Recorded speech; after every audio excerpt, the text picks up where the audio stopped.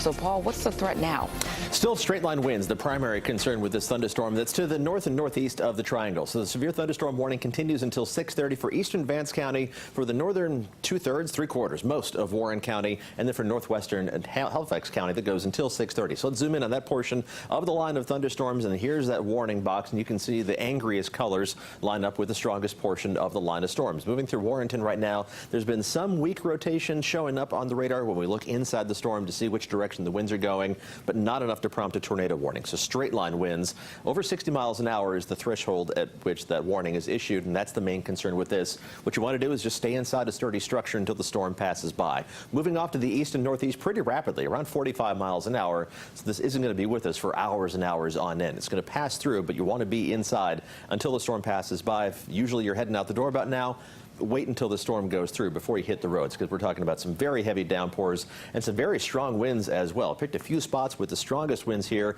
Strongest gust showing up on radar is at 88 miles an hour. Now that's about 1,500, almost 2,000 feet above ground level. By the time that wind gets closer to the ground, it's not going to be that strong, but certainly over 60 miles an hour, and that's strong enough to push you off the road, which is why you were saying wait till the storm passes by. Could do some tree and roof damage as well, and some outbuildings may have some damage associated with this line of thunderstorms moving to the east and northeast. So put it in motion. You can see where it's going. That is by far the strongest portion of this line of showers and thunder showers that continues to make its way through central North Carolina.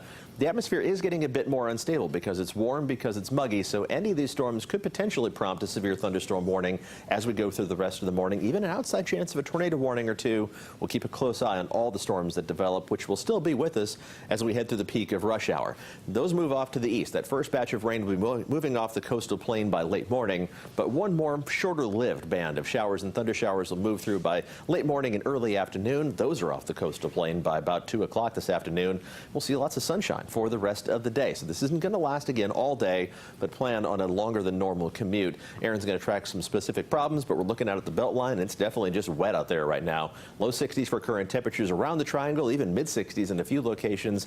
Just a little bit farther south you go within Wake County and down into Johnston County, you climb up to the mid 60s.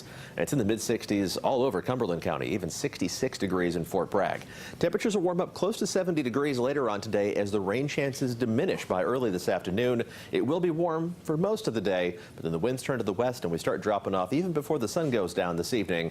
Wait until later on today, though, for that dog walk, because we are going to be talking about temperatures that will be still comfortable and will be much drier by this afternoon. Hour by hour readings elsewhere climbing up to the upper 60s and then starting to tumble off even as the sun is just beginning to go down to the mid to upper 50s by early this evening, down to the mid 30s by tomorrow morning. We'll start off below freezing Thursday and Friday, but not too bad for January, and we stay close to normal for those high temperatures the rest of the week with another warm up over the weekend. I'll come back right at the top of the hour with another update on that storm. It's moving through northern portions of the area. Aaron?